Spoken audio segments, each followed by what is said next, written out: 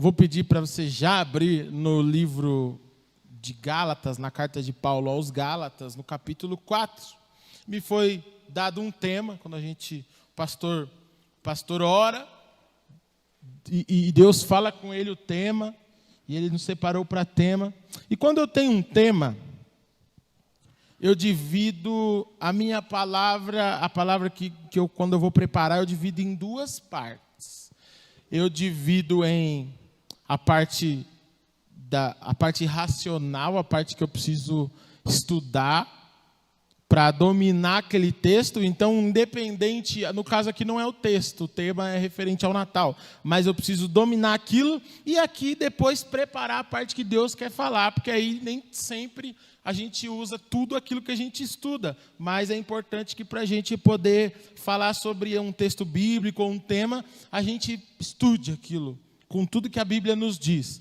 Então eu preparei, eu estudei algumas coisas, alguns contextos históricos, e aí ocorre que chegou a hora, assim, eu falei, Senhor, pronto, todo o meu estudo está aqui, todas as informações que eu podia juntar dos materiais estão todas aqui, agora eu preciso que o Senhor fale o que o Senhor quer falar. E Deus não falou. Aí eu, caramba, fiquei lá, Amanda viu eu preparando lá, estudando. Aí depois fiquei um tempão lá, ela foi deitar. E aí, nessa semana, aí eu falei assim, ó, Deus não falou não, só está meu estudo lá. Eu falei, caramba, e agora? E aí, foi nada, ontem a gente foi viajar. Foi fazer um bate-volta ali, logo ali, em Minas.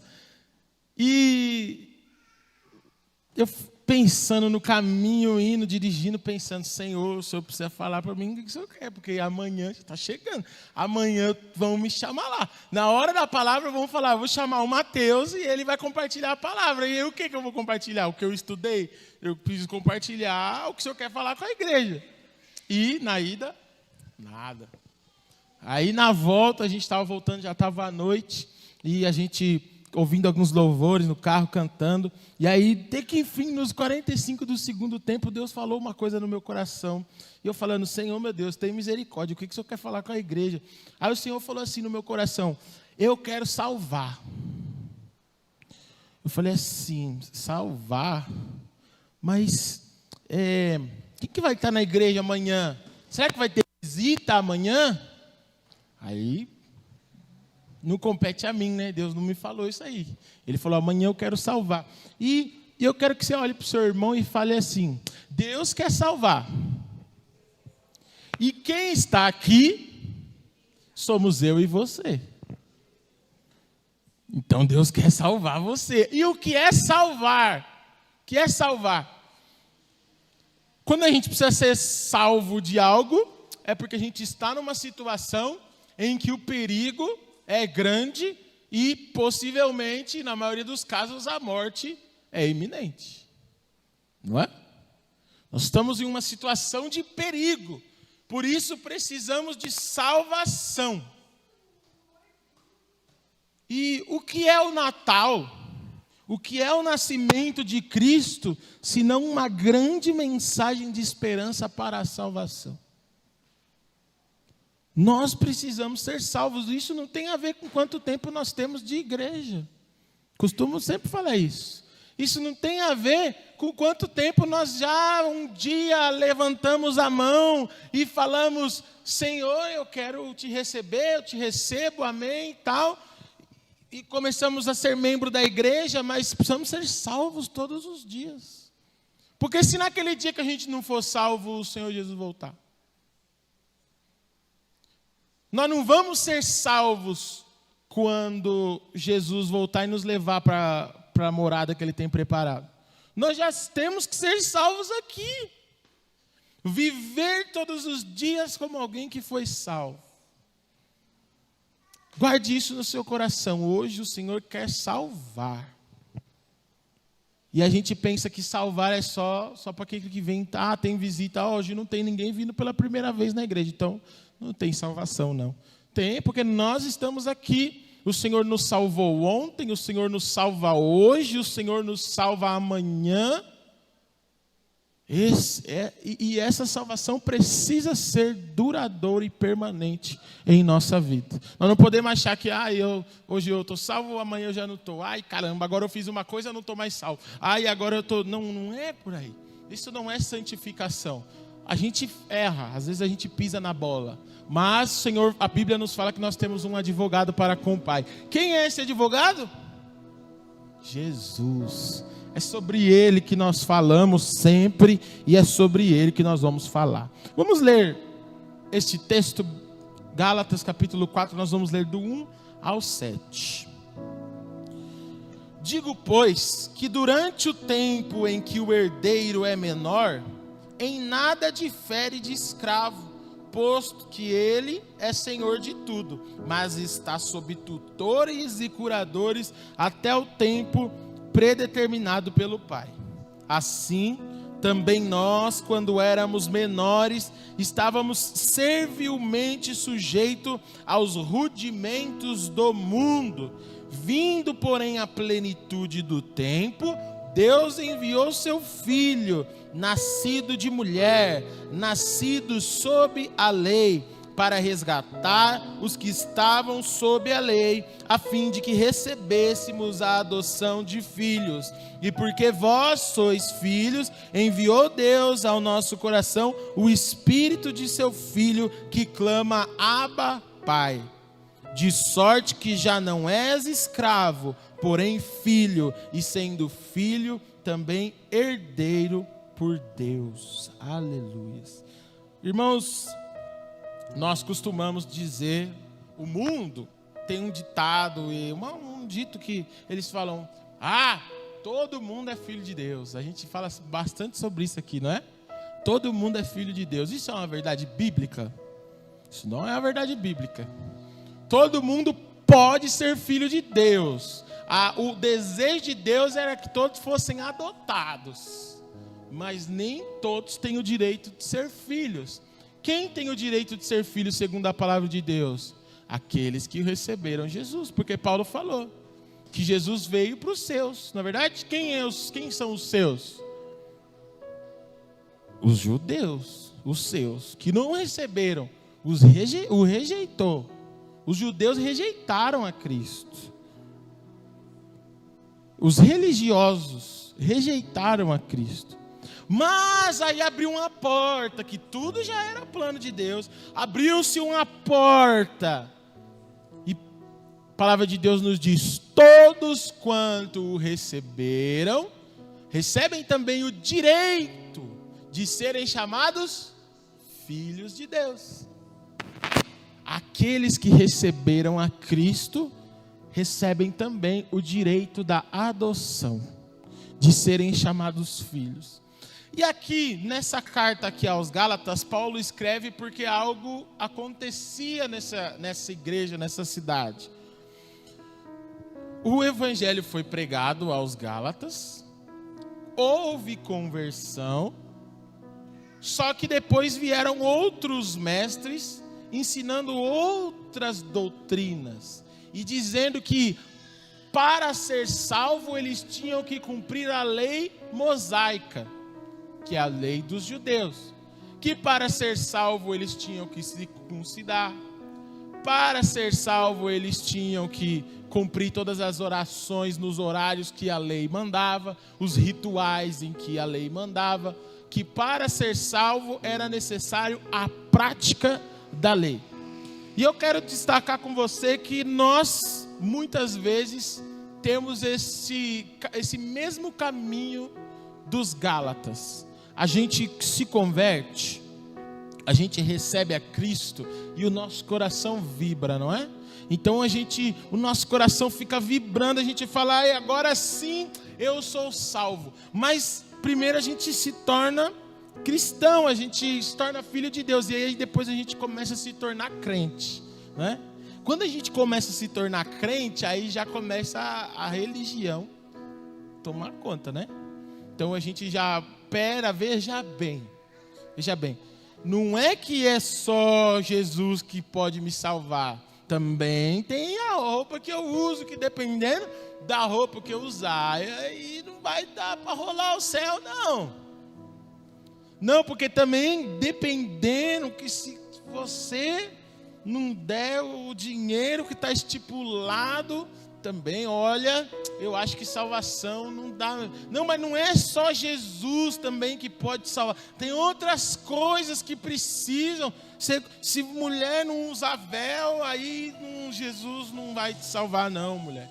Se na igreja não sentar um homem de um lado, mulher do outro, aí é problema. Jesus não ouve nada, não tem salvação, não tem nada. Não, a gente faz esse caminho.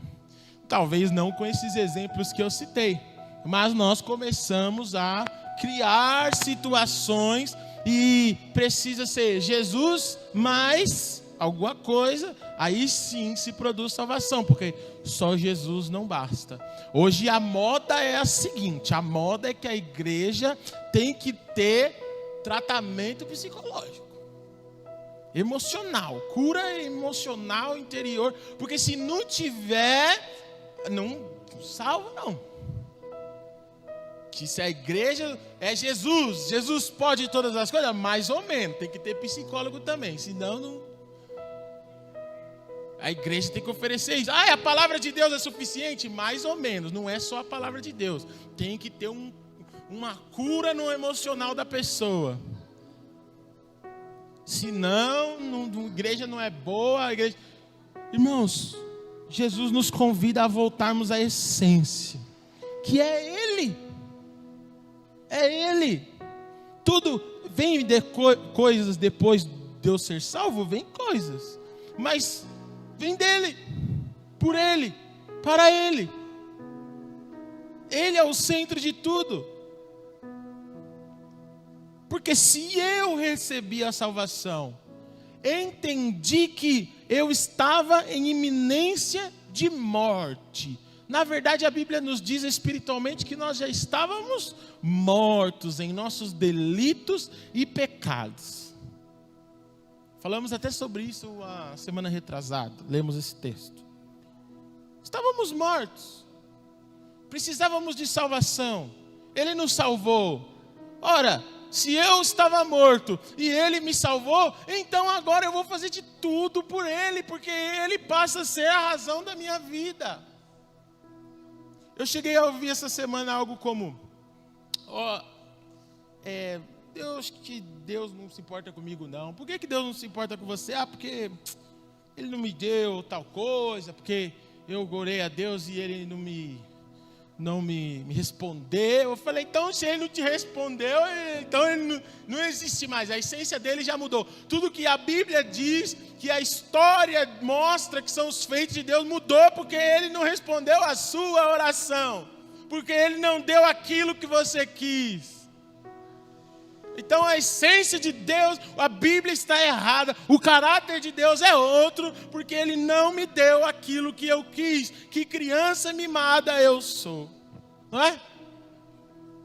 Que criancinha mimadinha eu sou, que esperneio, bato o pé e falo, não vou mais adorar a Deus. O Senhor não procura essas pessoas para habitar na morada dEle. E aí Ele dá a chance, mesmo se nós somos essas pessoas, de sermos transformados. Porque Ele quer nos transformar. Amém? Glória a Deus. Eu falei nessa coisa que eu ouvi, eu falei para a pessoa, olha, veja bem, irmão.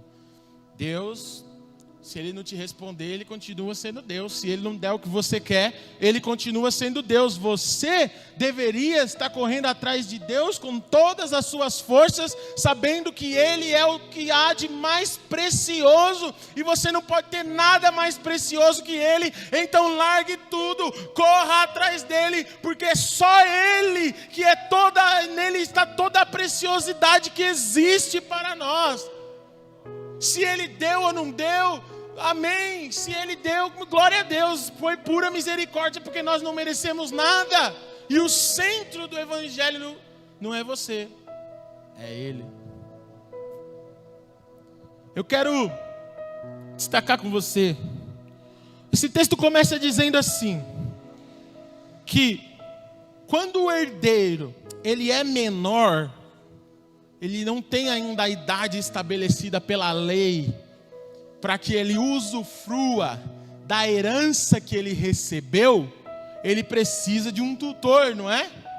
Que vai, vamos supor que uma criança fica órfã, os pais morrem, e os pais deixam casa, dinheiro, os pais deixam carro. Oh, muito obrigado, Flávio, Deus abençoe sua vida. Pode deixar assim mesmo. E aí, ele não pode ir lá no banco criar uma conta, ele é menor de idade, ele não pode ir lá criar uma conta, já sair gastando, vender a casa, não pode. Ele precisa de um tutor, maior de idade, que vai representar aquela herança, até que então ele tenha como usufruir quando ele for maior de idade, amém? Mas, Jesus está falando aqui que, Paulo está falando aqui que é a mesma coisa que ele fosse um escravo, porque ele é dono de tudo, mas ele precisa de um senhor, né, que venha gerir tudo aquilo que ele tem como herança. E Paulo está dizendo que assim a relação do cristão convertido e a relação do povo que antes de Cristo que dependia da lei. A lei era como o tutor.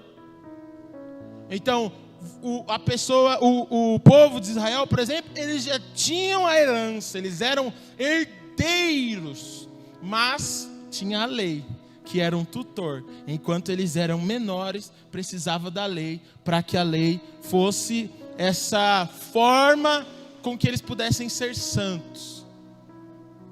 E a lei apontasse aquilo que era pecado. Mas veio algo que foi a virada de chave para a maturidade. Nós encontramos lá no versículo 4. Vindo, porém, a plenitude do tempo, Deus enviou o seu Filho, nascido de mulher e nascido sob a lei. Versículo 5, para resgatar os que estavam sob a lei, a fim de que recebêssemos a adoção de filhos. Então aqueles herdeiros menores, eles em Cristo, eles passam a ser os usufrutuários de fato daquela herança. Qual que é a herança que o Senhor nos dá? Qual é a herança que nós temos de Cristo? A herança que nós temos de Cristo é o trabalho que a gente tem? É? A herança que nós temos de Cristo é o carro que você conseguiu comprar? A herança que nós temos de Cristo é a casa que nós moramos? Seria muito banal. Não tinha necessidade de Cristo morrer por causa de carro, casa, não é verdade? Qual que é a herança que nós temos de Cristo, senão a vida eterna? A eternidade com Ele. Esta é a herança. É isso que o Senhor quer nos entregar para que nós possamos usufruir. Veja, eu quero destacar com você um termo. E esse termo vai nos fazer explanar um pouco o tema que foi colocado. No versículo 4 está escrito: vindo, porém, a plenitude do tempo. Essa plenitude do tempo significa um conjunto de situações em que se tornaram, que tornaram aquele tempo perfeito para que Jesus nascesse. Porque às vezes a gente pensa que a gente não entende, a nossa mente ela é muito pequena para entender os planos de Deus. É muito pequena para entender a forma com que Deus age. E a gente quer colocar Deus naquela caixinha. E a gente acredita que Deus criou o homem, aí deu errado, o homem pecou, e agora não tem jeito, Jesus teve que morrer por nós, não teve jeito. Esse já era o plano de Deus, porque Ele é o Cordeiro morto desde a fundação dos séculos. João diz que no princípio era o Verbo era Deus, e Ele estava com Deus. Desde o princípio, Ele já era o Cordeiro. O plano de Deus sempre foi esse, e Deus encaminha o plano dEle, e encaminha, passam coisas que às vezes a gente não percebe. Então eu quero destacar com você: para que Jesus viesse no tempo perfeito, e a plenitude do tempo significa o tempo perfeito. Não era antes, não era depois. E aliás, esse é o título que eu coloquei nessa palavra: nem antes e nem depois.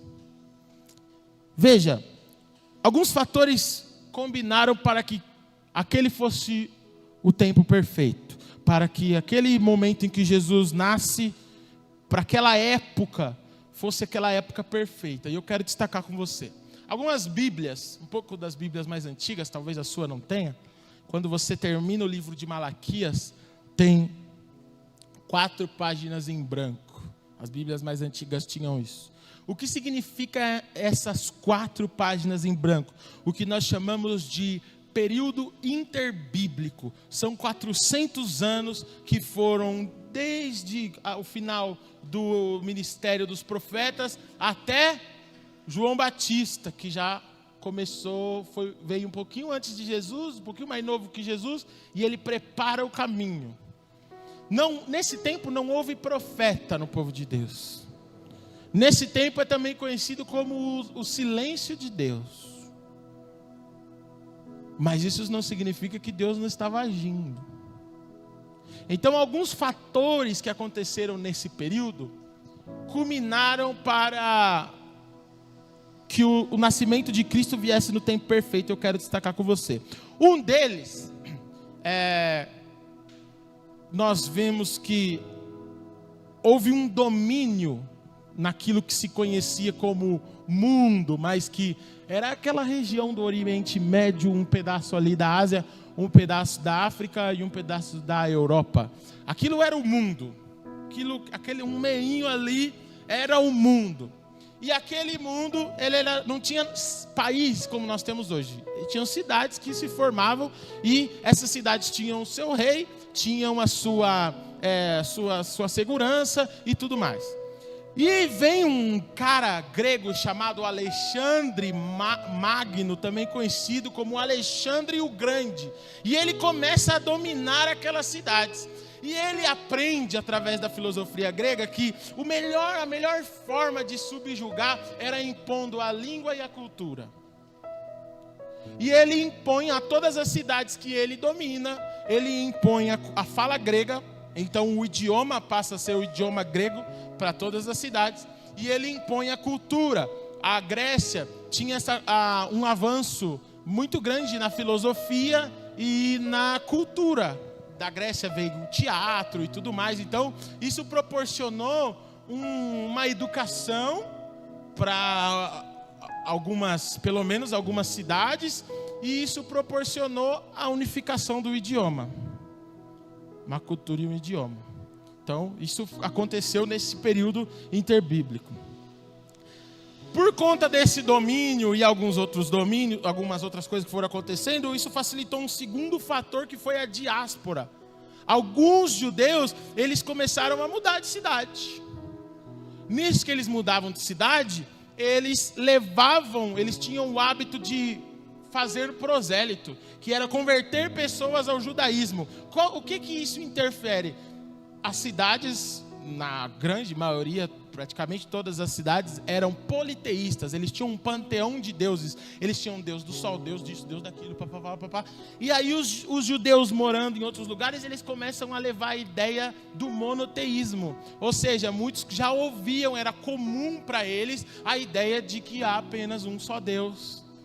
Eles sabiam, os mesmos que não tinham se convertido, sabiam ao menos de que alguns acreditavam que havia só um Deus, porque o normal naquela época era vários deuses, era um panteão de deuses. Amém até aí? Um terceiro fator é a Pax Romana. Depois da queda do Império Grego, vem o poderoso Império Romano. Então Roma começa a dominar as cidades, e ele tem uma estratégia diferente dos gregos. E eles falam assim: olha, você pode ficar com a sua cultura, você pode ficar com a sua religião, e você pode ficar com a sua língua. Só que você paga o imposto e já era. Respeita o império. Só que eles apostaram muito no livre comércio e no livre trânsito. Então os romanos construíram muitas estradas e interligaram as cidades. Através do Império Romano, agora as cidades não podiam mais fechar as suas portas para nenhum outro cidadão. As cidades começaram como se fosse assim, o Brasil, por exemplo. O Roma transformou tudo em seu território. Então aqui, eu estou aqui em Ferraz, eu posso ir para Poá. Alguém me impede de entrar em Poá? Não, é o mesmo território. Eu posso entrar lá tranquilo. Eu posso ir para Suzano, eu posso ir para Mogi, posso ir para São Paulo. A gente transita livremente. Ontem eu peguei meu carro e fui para Minas Gerais. Ninguém me pediu de entrar em Minas Gerais. Uma plaquinha marca a fronteira para que eu sei que quando eu passei dali, eu já estou em Minas Gerais. E isso, a Pax Romana, que é a paz romana, ela trouxe isso. Então, agora você tinha todas as cidades falando uma mesma língua, já sabendo da existência, pelo menos, da cultura monoteísta, e livre trânsito. Os romanos faziam até a segurança das estradas, para que não tivesse assalto, esse tipo de coisa. E assim se formou o ambiente perfeito para que o Messias pudesse vir. Porque Jesus, ao exercer o seu ministério, ele podia transitar para qualquer cidade. Não tinha uma barreira de linguagem, porque antes cada cidade ia ter sua língua. Agora todo mundo falava grego. Aliás, nesse tempo do Império Romano, a gente vê o contexto de Jerusalém, de Israel, por exemplo. Nós vemos que a gente fica confuso às vezes. Ou era hebraico, era aramaico, era grego, era latim. A igreja, os documentos da igreja, os sacerdotes faziam as adorações, os rituais, as cerimônias em hebraico. Mas o povão não falava hebraico. O povo, como eu e você seríamos, não falávamos hebraico. O hebraico ficou só para os religiosos. Depois lá do exílio, o povão aprendeu lá na Babilônia a falar aramaico. Então o povão mesmo na periferia falava aramaico. Mas muitos que tiveram um pouquinho de estudo por conta do domínio grego, agora falavam grego. Então o grego era a língua mais comum. Talvez hoje, qual é a língua? Ou por enquanto a língua mais comum no mundo é o inglês. Você pode ir para qualquer país, não vai ter uma placa em cada língua, mas vai ter no inglês. Quando teve a Copa aqui no Brasil, né? Eles colocaram nas estações que língua? Inglês. Então era mais ou menos por isso aí, dava para se comunicar tranquilo. Então Jesus conseguia falar. O latim ficava só para os documentos do Império Romano. Depois a igreja foi instituir latim. Mas o latim não tem nada a ver com a história. É coisa de Roma. Que curiosamente, hoje a igreja está em Roma, né? Então, esse bando de informação que eu trouxe para você é para que a gente possa ver como Deus age além do nosso entendimento. Como Deus faz as coisas mesmo que nós não entendamos. E às vezes nem é necessário que se entenda os mínimos detalhes. Mas é necessário que saiba que Ele é poderoso para fazer inclusive os detalhes que nós não enxergamos. Porque aquele que tem poder para salvar o mundo, veio no tempo perfeito. Ele não veio antes, ele não veio depois. Ele veio no tempo perfeito. Às vezes nós pensamos assim: Senhor, eu queria ter me convertido antes, porque se eu tivesse me convertido antes, eu tinha mais energia, eu era jovem e as coisas poderiam ser diferentes. Talvez até poderiam mesmo, mas o Senhor agiu na sua vida. Se hoje você sente o seu coração ardendo para exercer algum ministério, não é tarde demais. Porque Deus não age de maneira tardia. Por outro lado, às vezes você pensa: Senhor, eu sou muito jovem para fazer tal coisa, para começar a minha caminhada num tal ministério que o Senhor tem me chamado. Senhor, eu sou muito jovem ainda. Mas só que o Senhor não age de maneira precipitada. Se o Senhor tem te chamado hoje, é porque hoje é o tempo perfeito.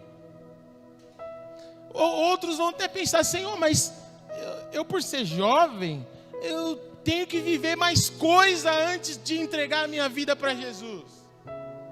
Eu tenho que experimentar a vida. A vida é para ser vivida, não é mesmo? Não é essa a filosofia do mundo? A vida é para ser experimentada. A vida é para ser vivida. Tem um monte de gente experimentando a vida no inferno. Essa é a filosofia perfeita para Satanás. Satanás não precisa que você o adore. Ele só precisa que você esteja distante de Cristo. Se o Senhor tem te chamado, é hoje. Se o Senhor tem te atraído, a obra que Ele tem para você é hoje. O Senhor tem tocado para que você exerça tal ministério. Esse ministério você precisa começar hoje. Seja a preparação. A gente precisa se preparar, não é? Hoje eu mandei essa semana no grupo da igreja, irmãos, as matrículas abertas para o seminário. O seminário bíblico wesleyano, que é um seminário confessional, um seminário da nossa igreja. E quem pode fazer? No mínimo 16 anos que já esteja cursando o ensino médio. Então tem o valor, ele é como se fosse um curso superior, considerado um curso livre. São 3 anos onde você vai se aprofundar mesmo na palavra de Deus.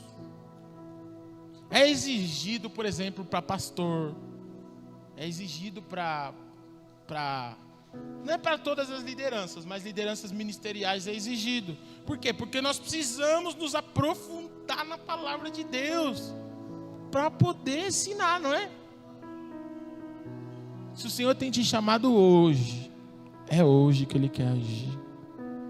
Fala para o seu irmão, se o Senhor tem te chamado hoje. Não, mas o seu irmão, às vezes ele não escuta bem, então você fala mais alto. Se o Senhor tem te chamado hoje, é hoje que Ele quer agir. Aleluias. Glórias a Deus. Nós vemos que Ele veio na plenitude dos tempos. Nasceu de uma mulher. Nasceu sob a lei. Mas rompeu as barreiras da lei quando Ele cumpriu em si toda a lei. Quando tudo que apontava para Ele foi sacramentado quando o sangue dele derramou na cruz por você. Às vezes a gente é repetitivo em falar sobre isso, mas tem que ser, porque se nós não entendermos o tamanho da obra de Cristo, que se consuma na cruz, não começa na cruz, se consuma na cruz, nós não entendemos, não vamos entender nada do resto. O principal e o mais importante é a obra de Cristo. E porque é o que pode nos salvar. Me achegar a Cristo é só o que pode nos salvar. Às vezes a gente estava até conversando esses dias, porque a gente vem para a igreja geralmente por causa de um outro motivo. Isso é normal. Alguns vêm porque precisavam de cura. Alguns vêm porque precisavam de um emprego. Isso é normal. Mas quando nós quando a gente vem, a gente recebe, a gente é apresentado à pessoa de Cristo. Então a gente para de ser criança espiritual, para de buscar o que Ele pode me dar, o objeto da bênção, e a gente começa a se relacionar com o dono da bênção. Porque o que nos atrai para a palavra de Deus não são coisas, é uma pessoa, é um relacionamento. Jesus não está aqui te esperando quando você chegou aqui. Quando eu cheguei, meu Senhor já estava. Ele veio contigo. Ele estava lá na sua casa. Quando você acordou, Ele já estava. Quando você estava dormindo, Ele estava. A sua semana inteira Ele passou com você. Pode você não ter falado com ele. Pode você ter ignorado ele. Mas ele estava. Ele estava lá. Esse Deus é o Deus que nós servimos. É um Deus que se relaciona conosco. Irmãos, eu tenho dito isso. Quem convive comigo diariamente está cansado de ouvir eu falar a mesma frase. Eu vou compartilhar com você hoje. Que tem gente que não serve nem para ser abençoado. Presta atenção nisso. Tem gente que não serve nem para receber uma bênção. Quer que eu te dê um exemplo? Jovem, vamos usar os jovens aí. Jovem é uma bênção na igreja. Está lá trabalhando e toca, e faz isso, e faz aquilo, e trabalha na mídia, varre a igreja, é uma bênção. Aí o jovem fala assim, mas Senhor, eu preciso de uma varoa, Senhor, que essa vida é difícil. A tua palavra diz que o Senhor mesmo falou, não é bom que o homem viva só. Eu preciso de uma varoa, Senhor, prepara uma varoa para mim. Aí o Senhor prepara uma varoa. Aí aquela bênção, uma varoa abençoada também, prepara para o varão. Aí começa a namorar. Aí no dia de culto, o que o casal faz? Vai passear. No dia de adorar a Deus, marca passeio, marca isso, marca aquilo. Não pode porque tem isso, não pode porque tem aquilo. Vou dar um exemplo para os jovens não acharem que eu estou de marcação. A gente quer um carro. Ah, Senhor, eu quero um carro. Eu preciso de um carro para andar, para me locomover. Ah, meu Deus, eu preciso de um carro. Deus dá o carro. Aí não vem para a igreja porque está lavando o carro, porque peguei minha família e fui passear. A gente esquece do Deus da bênção. Quantas vezes, pastor? Quantas vezes alguém não entrou por essa porta, pela outra porta lá, pela igreja de Poá, e falou, pastor, ora por mim que eu preciso de um emprego. Amém, ora, Deus abriu a porta do emprego. Cadê? Cadê fulano? Agora não dá para ir para a igreja, porque eu estou trabalhando. Quando chega domingo é o tempo que eu tenho com a minha família. Quando chega domingo eu tenho que fazer isso. E eu estava trabalhando a semana inteira, irmãos, quem te deu? Aí o que o Senhor faz? Isso aqui não dá para você ter, não. Eu comprei um videogame, eu dei um videogame pro meu filho, né? Não, mas eu comprei para nós dois, né? Fiz lá a conta dele e tal, e ele começou a jogar videogame. Determinado momento a gente observou que estava mais atrapalhando do que ajudando. Então o que eu fiz? Você vai ficar um tempinho sem jogar videogame, depois quando voltar vai ser com tempo diminuído. Tem só 2 dias da semana que você pode escolher. Dei 1 hora para ele em 2 dias da semana, que ele pode escolher entre assistir televisão ou jogar videogame, porque estava atrapalhando. Deus não faz isso conosco? Isso aqui que eu te dei, meu filho, eu dei com o coração aberto, mas está te atrapalhando, eu vou tirar. Aí tira o namoro. Ai, Senhor, eu estou sofrendo. A varoa foi embora, o varão foi embora, o carro foi embora, o emprego foi embora. Isso acontece, irmãos, assim 99,9% dos casos. É muito, acontece muito, não é pouco. Em vez da gente pegar aquilo que o Senhor deu e falar, Senhor, com isso aqui eu vou louvar o teu nome, eu vou te glorificar. Com esse emprego aqui que o Senhor me deu, eu vou glorificar o teu nome. Lá no meu, igual o Flávio estava compartilhando esses dias. Eu falo para os meus amigos lá de Jesus, que eles falam, eu vou lá e falo da palavra. Estou glorificando a Deus no meu trabalho. Senhor, com esse trabalho agora eu vou te glorificar, porque agora eu posso também ser dizimista, agora eu posso participar das coisas, das campanhas que a igreja faz, eu posso contribuir com a obra missionária. Senhor, agora quantas pessoas eu tenho? Eu estava em casa trancado, agora eu tenho contato com quanta gente que eu posso falar de Jesus. Eu vou te glorificar. Agora com o meu carro, o carro que o Senhor me deu, eu vou glorificar o teu nome. Eu vou dar carona para os irmãos que não estão conseguindo ir para a igreja. Eu vou levar os irmãos lá para o Parque do Carmo. Eu vou ser uma bênção agora com esse carro que o Senhor me deu. Senhor, com o namoro que o Senhor me deu, eu vou te glorificar. Eu vou pegar, nós vamos juntos fazer evangelismo agora. Antes era só eu, agora somos 2. Então a gente vai evangelizar o dobro de pessoas. Nós vamos trabalhar para o Senhor agora. Senhor, a casa que o Senhor me deu agora, eu vou abençoar os meus irmãos. Igual a Inês e o Flávio faz também. Tem culto de ação de graça, né? Vai ser uma bênção. Senhor, eu quero trazer a arca para minha casa. O Senhor, às vezes eu nem ia entrar nesse tema, mas Deus vai conduzindo. O Senhor, às vezes a gente pede uma bênção para Deus. Deus não nos dá por causa disso, irmãos. Ele sabe o nosso coração. Às vezes a gente enche tanto o saco que ele fala, vou dar um pouquinho para você ver. Quem é você quando eu te abençoo? Pô, tá vendo? Não posso te abençoar. Que filho que não quer dar tudo melhor, que pai não quer dar o melhor para os filhos? Que pai não quer poder dar uma melhor roupa, um melhor brinquedo? Mas a gente sabe o limite de cada filho nosso, não é? A gente sabe até onde a gente pode ir. Você vai pegar um menino de 15 anos, vai botar uma moto na mão do menino? Estão fazendo isso por aí hoje. Aí os meninos saem, daqui a pouco racha o coco no primeiro poste que encontra aí. Complicado, não é? Hoje em dia até com o celular a gente tem que ficar esperto. Irmãos, Deus não age fora do tempo. Que tempo você está vivendo hoje? Analisa aí na sua vida. Que tempo você está vivendo?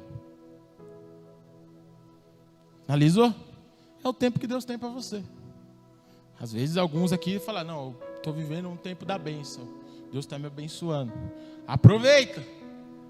Aproveita que o tempo da bênção não é sempre. No caso, se for uma questão de uma bênção de prosperidade, não é sempre. Vai vir a luta. Vai vir. Então aproveita agora, faz igual José, guarda, né? Se prepara para as vacas magras, porque é normal, é da vida da gente. Às vezes você está nas vacas magras hoje, o Senhor está te sustentando, Ele vai te sustentar, mas também anda nos caminhos do Senhor, que Ele vai te abençoar. O Senhor não age fora do tempo. Agora, principal de tudo isso é aquilo que recebemos como a nossa herança. O principal de tudo isso não é os bens materiais, mas é a salvação. Esse tempo você tem vivido. Estou vendo você aqui hoje adorando a Deus. Você tem vivido esse tempo, e esse tempo precisa perdurar para sempre agora. Não vamos. Eu ouvi essa expressão para encerrar. Ouvi essa expressão do pastor Inaldo no dia que a gente foi lá no negócio de homens, lá no trabalho de homens. Quanta gente tem voltando para o vômito, não é? Deus tirou a bênção do vômito, aí a pessoa volta para o vômito, né? Deus já livrou, Deus já libertou, Deus já deu outra vida. A gente vê isso acontecendo. Que não seja assim na nossa vida. O Senhor tem um novo tempo para nós, mas nós precisamos estar preparados para viver esse novo tempo. Amém? O Senhor age na perfeição dos tempos, assim como o nosso Salvador veio na perfeição dos tempos. O Senhor age na nossa vida na perfeição dos tempos. O Senhor tem esse tempo para você hoje. Alegre-se, contente-se e adore ao Senhor. Vamos ficar em pé para nós orarmos? Se você reclamou essa semana, vamos aproveitar essa oração, pedir perdão para Deus, né? Falar, Senhor, eu reclamei, eu murmurei, me perdoa, eu quero me contentar com aquilo que o Senhor tem me dado. O Senhor não age antes, o Senhor não age depois. Eu quero me contentar. Vamos fazer essa oração? Senhor, meu Deus, estamos na Tua presença, Pai. Ouvimos a Tua voz, meu Pai. Somos direcionados por Ti. Meu Pai, sabemos que o Senhor tem agido em nossa vida. Não tem uma pessoa aqui que o Senhor não tenha agido, meu Pai. O Senhor está trabalhando, mesmo naquele momento que parece que é um silêncio, mas o Senhor está trabalhando. O Senhor está movendo as coisas. E o principal desse movimento do Senhor é a nossa salvação. Nós sabemos disso, meu Pai. Muitas vezes nós temos murmurado, nós temos colocado o Senhor, a Tua essência, o Teu caráter em xeque por causa de bênçãos materiais, meu Pai. Porque o Senhor nos tirou algo, porque o Senhor não nos deu algo. Meu Pai, mas nos perdoa, Senhor. Nos perdoa, Senhor. Nós queremos focar no que há de principal. Se o Senhor nos der bênçãos materiais, amém. Nós precisamos, são nossas ferramentas. Mas se o Senhor não der, amém, glórias ao Teu santo nome, Pai. Nós queremos te adorar mesmo assim. Nós queremos te louvar mesmo assim, meu Pai. E glorificar a Ti. Meu Pai, nós queremos ter o nosso coração cheio da Tua presença, Senhor. Em nome de Jesus. Fique em espírito de oração. Nós vamos adorar ao Senhor, louvar ao